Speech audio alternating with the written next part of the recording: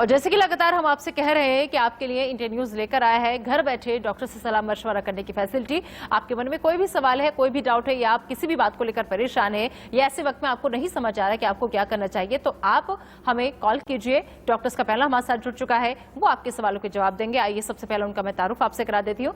Doctor Raju व्यास जो कि director है कार्डियक साइंस फोर्टिस अस्पताल के, वो हमारे साथ जुड़ चुके हैं। बहुत बहुत स्वागत है डॉक्टर राजू व्यास आपका। और डॉक्टर राम गोपाल सोनी जो कि हर्बल विशेषज्ञ हैं, वो हमारे साथ जुड़ चुके हैं। सोनी सर, आपका भी बहुत बहुत स्वागत है। सबसे पहले डॉक्टर राजू व्यास, मैं आप ही का रुख करना चाहूंगी। सर, आपसे समझना चाहूंगी जो ये अभी सिचुएशन है, हालात लगातार बद से बदतर होते चले जा रहे हैं और अब कंडीशन ये हो गई है कि नए से नए लक्षण लोगों में नजर आ रहे हैं और लिहाजा वो समझ नहीं पा रहे हैं कि ऐसे में हम करें तो क्या करें। आप थोड़ी उनकी मुश्किल आसान कीजिए। सबसे पहले हम चाहेंगे कि आप उन्हें कुछ ऐसा बताइए जिससे वो एकदम से पैनिक ना हो और क्या करें।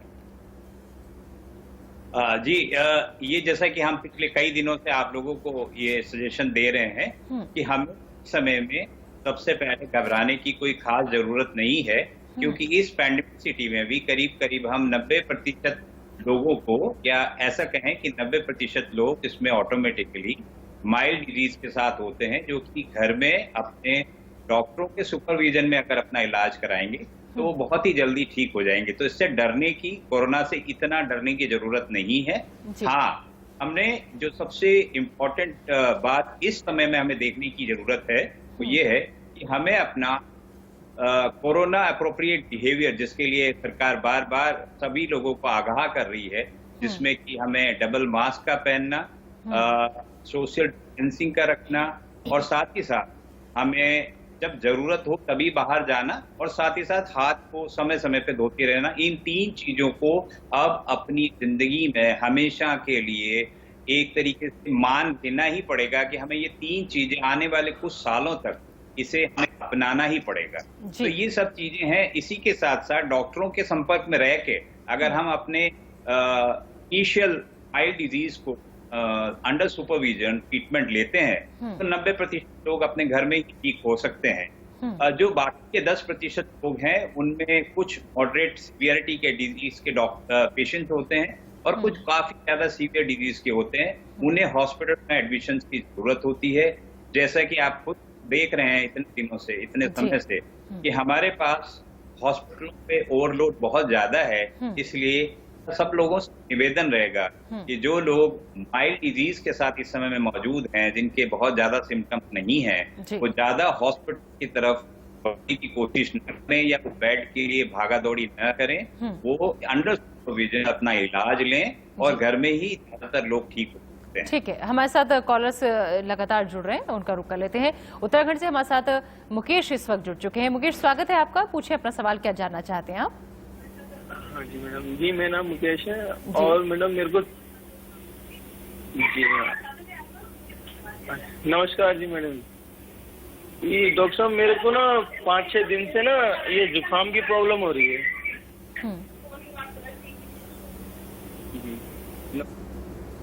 जी मुकेश, अपने टीवी का वॉल्यूम थोड़ा आप कम कीजिए तो शायद आप इजीली सुन पाएंगे और अपनी बात रख पाएंगे। पूछें, 5 दिन से आपको जुकाम की प्रॉब्लम हो रही है। हाँ, इसके अलावा कोई और परेशानी? नहीं, और कोई सिम्टम तो नहीं है। ठीक है, डॉक्टर राम गोपाल सोनी सर, मैं चाहूंगी आप जवाब दें। उनको अभी सिर्फ जुकाम की शिकायत है, लेकिन देखिए डर और इस वक्त दहशत चारों तरफ इतनी है कि लोग घबरा जा रहे हैं कि हम क्या करें अगर जुकाम भी हो रहा है तो। जी नमस्कार। नमस्ते। दरअसल क्या है, नॉर्मल जुकाम में तो जो त्रिकुट पाउडर मिलता है, त्रिकुट और शहद चाट लेने से ही ठीक हो जाता है, इसलिए घबराने की जरूरत नहीं है। और मैं तो आपको ये बताना चाहूंगा कि अगर फीवर भी हो, ये मान के चलें तो हर्बल या जो पारंपरिक ज्ञान है उसमें कड़ूचिरायता और गिलोय, इसका काढ़ा लेंगे तो संभावना नहीं रहेगी। और इसके साथ त्रिकुट या सीतोत्लाद चूर्ण मिलता है मार्केट में, उसको शहद के साथ थोड़ा सा ले लें 3 बार, तो उनका जुकाम ठीक हो जाएगा। जी ठीक है। अगले कॉलर लखनऊ से पीयूष हमारे साथ जुड़ चुके हैं, उनका रुख कर लेते हैं। पीयूष, स्वागत है आपका। पूछिए अपना सवाल, क्या जानना चाहते हैं आप। नमस्कार, मुझे दिक्कत ये हो रही है कि 22 तारीख को मैंने वैक्सीन लगवाया था, उसके बाद से जुकाम पहले से था मुझे, 1 दिन पहले से। उसके बाद 3-4 दिन के बाद में स्मेल और कभी कभी टेस्ट आता जाता रहता है। तो अभी तो फिलहाल मैं क्वारंटीन हूँ, तो मुझे क्वारंटीन में रहना है कि दवाइयाँ भी चालू कर चुका हूँ वैसे मैं। तो अभी मुझे क्या करना है आगे? ठीक है डॉक्टर राजू व्यास, क्या करें इस कंडीशन में? जी, एक तो आपके लिए जो सबसे अच्छी खबर ये, क्योंकि आपने वैक्सीन का 1 डोज ऑलरेडी ले लिया है।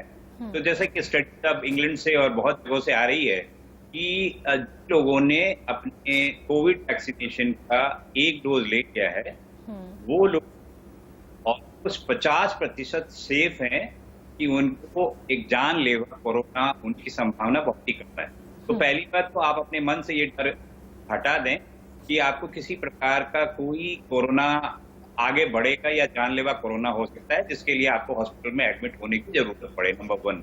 नंबर 2, अभी आपके जिस प्रकार के सिम्टम्स है वो काफी वेरिएबल है, लेकिन ये टेस्ट का आना जाना और साथ ही साथ नाक में जुकाम का होना, ये प्रिलिमिनरी कोविड के सिम्टम्स हो सकते हैं। हाँ, कोरोना के वैक्सीन लेने के बाद भी हमने देखा है कि बहुत सारे लोगों को कोरोना का इन्फेक्शन हुआ है, लेकिन अक्सर हम ये लोग देख रहे हैं ये बहुत ही माइल्ड कैटेगरी के इन्फेक्शन होते हैं कि समय के साथ ऑटोमेटिकली सेटल हो जाते हैं। परंतु साथ ही साथ आपको एक समय के बाद 7 से 8 दिन या 9 दिन कोरोना के आपके पहले सिम्टम्स अपीयर हो, उसके बाद से अगर आप अपना एक RT-PCR टेस्ट करा लें तो उससे आपको ये पता चल जाएगा कि आपके सिम्टम्स अभी हैं क्या वो कोरोना से संबंधित हैं या नहीं है, नंबर 1। और नंबर 2, आपने ऑलरेडी ये कहा अपने क्वेश्चन में भी कि आपने अपनी ऑलरेडी दवाइयां शुरू कर ली हैं, तो आप डबल सेफ हैं इस समय में। तो मैं ऐसा चाहूंगा कि सिंपल अपना एक RT-PCR टेस्ट 7वें से 10वें दिन के बीच में करा लें, जिससे आपको ये पता लग जाएगा कि आपको कोरोना का इन्फेक्शन हुआ है या नहीं हुआ है। जी ठीक है, उम्मीद है आपको आपके सवाल का जवाब मिल गया होगा। और अब मैं एक बार फिर से आपका रुख करना चाहूंगी डॉक्टर रामगोपाल सोनी, आप हर्बल विशेषज्ञ हैं, ऐसे में कोई काढ़ा या ऐसे में कोई संजीवनी बूटी या कुछ हो, क्योंकि लोग चाह रहे हैं कि हम घरेलू इलाज पहले करें क्योंकि अस्पताल का हाल बुरा है, वहां जाने की नौबत ना आए।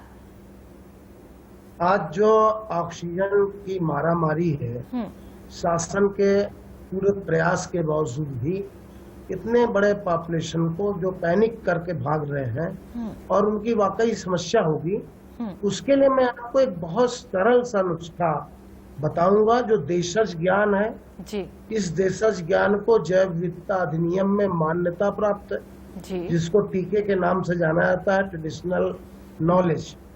वो है बरगद का पेड़, आप जानते हैं। बरगद के पतली डाली को लास्ट में तोड़ने से दूध निकलता है। यदि 15 बूंद दूध बरगद का, जिसमें 2 चम्मच नॉर्मल दूध मिला के आप 2 बार पिला दें 4-4 घंटे में, तो ऑक्सीजन नॉर्मल हो जाएगी, क्योंकि अंदर से कफ निकल जाएगा।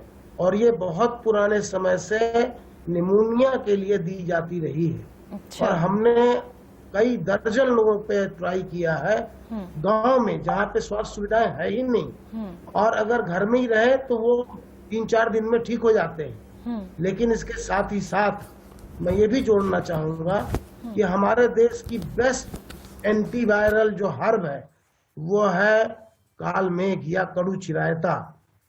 कड़ू चिरायता और गिलोय दोनों को अगर मिक्स करके 25 ग्राम 1 लीटर पानी में डाल के उबाल लें, आधा होने पे छान के रख लें और आधा आधा कप 3 बार पिए, तो इसमें बहुत लाभ होता है, आपको बढ़ने नहीं देगा ये। अच्छा। ये इम्यूनिटी बूस्टर है, एंटीवायरल है, और इस तरीके से ये आपको बहुत मदद करेगा। आज ऑक्सीजन से बचाव के लिए जरूरी है कि ये देश आयुर्वेद और पारंपरिक ज्ञान का सहारा ले। यदि 25% लोग, खासकर से गांव देहात के लोग या कस्बे के लोग इस पे आ जाएं, तो उस पे सिस्टम पे लोड कम हो जाएगा। और ये बहुत प्रभावी है, मैंने देखा है 20-20 दिन से जो ऑक्सीजन में थे उनके लिए भी लाभकारी सिद्ध हुआ है। इसलिए मैं निवेदन करूंगा कि शासन पारंपरिक ज्ञान को बढ़ावा दे और आयुर्वेद का भी सहारा ले। ठीक है, बिल्कुल, बहुत अच्छी बात, जानकारी आपने यहाँ पर साझा की। और हमारे साथ अगले कॉलर दीपक दिल्ली से हमारे साथ जुड़ चुके हैं, उनका रुख कर लेते हैं। दीपक, पूछिए अपना सवाल, क्या जानना चाहते हैं आप? हेलो। मेरी ना मदर को जी लास्ट ईयर मई में हुआ था कोविड, और वो बिल्कुल ठीक हो गए थे। तो अभी 4 दिन पहले दोबारा उनको ना अभी फर्स्ट डोज लग चुकी है, मतलब 22 दिन हो गए हैं। तो अभी परसों उनको फिर फीवर हुआ 101, एकदम रात को 9:30 बजे बैठे, बहुत तेज फीवर हो गया जी। तो हमने अपने डॉक्टर से कंसल्ट किया, जिससे लास्ट टाइम भी करा था। तो पहले लास्ट टाइम LNJP में थे एडमिट वो, लेकिन उन्होंने कहा कि कोई ऐसी घबराने वाली बात नहीं है, आप RT-PCR टेस्ट करा लीजिए। तो हमने वो टेस्ट भी करा लिया, नेगेटिव आया है, लेकिन फीवर स्टिल अभी जो है ना 99, 99.9, और उनको ना रात को सोने में भी मतलब नींद ढंग से नहीं आ रही रात को, जैसे होता है ना कि पूरी नींद आनी चाहिए, तो ऐसा नहीं हो रहा। 65 एज है। ठीक है, जवाब ले लेते हैं डॉक्टर राजू व्यास। जी, जैसा कि आपने कहा कि शायद जो मैं पूरा सुन पाया, आपने सेकंड डोज कोविड वैक्सीनेशन की ली है, और उसके बाद आप ये माइल्ड फीवर जो होना शुरू हुआ है, अगर मैं यही क्वेश्चन है तो नहीं, तो उनका क्या सवाल होता दरअसल ये है कि पिछले साल वो कोविड पॉजिटिव थी, उसके बाद उन्होंने एक डोज ले भी ली है, बट अभी उन्हें 4-5 दिन से फीवर है और उन्होंने RT-PCR टेस्ट करा लिया जो निगेटिव है, लेकिन फीवर नहीं जा रहा। कोई बात नहीं। RT-PCR में जैसा कि आपने सुना भी होगा, कई दिनों से ये हम लोग मीडिया में देख भी रहे हैं कि RT-PCR की जो एक सेंसिटिविटी है 70% की है। इसका मतलब ये होता है कि 30% जो कोविड पॉजिटिव पेशेंट्स होते हैं, कई बार छूट भी जाते हैं। उसके बहुत सारे कारण भी हैं, जैसा कि आप खुद समझते हैं, देखे भी हैं जी। लेकिन क्या होता है कि आप अपने आप को, अगर माइल्ड फीवर भी है तो अभी इस समय में आप अपने आप को कोविड पॉजिटिव, क्योंकि पैंडेमिसिटी चल रही है कंट्री में, तो आप अपने आप को इस समय में यही मान के चलें कि मैं कोविड पॉजिटिव हूं। अपने आप को आइसोलेट करें फैमिली से, और एक कमरे में रहें जहाँ की एसोसिएटेड उससे जुड़ा हुआ एक बाथरूम हो, एक फ्रेश एयर का आने जाने का एक कमरे में वो हो, वेंटिलेशन अच्छा हो, उसी के साथ में अच्छा घर का अपना खाना खाएं, मेडिकेशन अंडर सुपरविजन लें फीवर के लिए, क्योंकि बहुत माइल्ड फीवर, इसको हम फीवर नहीं मानते। जब ये 100 से अधिक हो, ये बहुत माइल्ड फीवर है। इसको एक्सप्लेन करना हम ऐसे भी कह सकते हैं, कई बार ये कोविड वैक्सीन के कारण भी फीवर होता है, या ये भी पॉसिबिलिटी है कि आपको कोई माइल्ड सा इनिशियल स्टेज का कोविड इन्फेक्शन हो। नंबर 2, नंबर 3 ये भी पॉसिबिलिटी होती है, क्योंकि एक जो सबसे लिए अच्छी बात मैं बार बार हर न्यूज चैनल कहता हूँ, ये कहता हूँ कि जिन लोगों ने भी एक कोविड वैक्सीनेशन की ले ली है, वो अपने आप को ये समझें कि हम 50% काफी सेफ हो गए हैं कि हमें अब जानलेवा इन्फेक्शन नहीं होगा। तो आप अपने आप को बिल्कुल घबराने की बिल्कुल जरूरत नहीं है। आपको सेफ रहें, आइसोलेट करें अपने आप को, अच्छा खाना खाएं, हाइड्रेशन ठीक रखें और विटामिन लें। फीवर अगर 100 या उससे अधिक होता है तो नॉर्मल क्रोसिन वैक्सीन टैबलेट। ठीक है डॉक्टर राजू व्यास। अगले कॉलर काशीनाथ हजारे हमारे साथ जुड़ चुके, उनका रुख कर लेते हैं। जी, पूछिए अपना सवाल, क्या जानना चाहते हैं आप? मुझे पूछना था सर डॉक्टर कि अगर वैक्सीन लेने के बाद अगर एंटीजेनिक टेस्ट करते हैं तो कोरोना पॉजिटिव आने के चांसेस रहते हैं क्या? डॉक्टर रामगोपाल सोनी।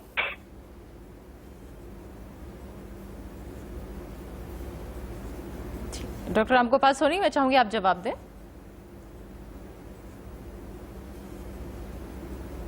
लगता है शायद डॉक्टर रामगोपाल सोनी को आवाज नहीं आई। ठीक है, डॉक्टर राजू व्यास, जल्दी से आप जवाब दे सकते हैं। जी, आपने जैसा कि क्वेश्चन पूछा कि सेकेंड डोज के बाद में क्या सेकेंड डोज वैक्सीनेशन लेने के बाद आप कोरोना पॉजिटिव हो सकते हैं, अगर मैंने ये सुना हो? यही सवाल।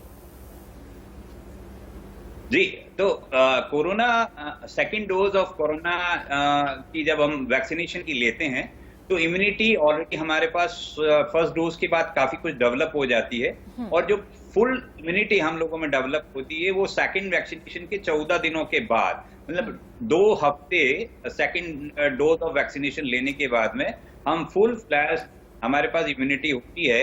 इसलिए 14 दिनों के लिए ही हम लोग ये कहते हैं, आपने सुना भी होगा कि हम लोग ये कहते हैं कि वैक्सीनेशन लेने के 14 दिनों के बाद भी आप अपने घर से बाहर ना निकलें। तो इसीलिए कहा जाता है कि उसी दौरान हमारी इम्यूनिटी बढ़ती है। लेकिन हाँ, आपको फिर भी कोरोना का इन्फेक्शन हो सकता है, लेकिन जब कभी भी आपको कोरोना का इन्फेक्शन भी अगर होगा तो बहुत ही माइल्ड फॉर्म में होगा।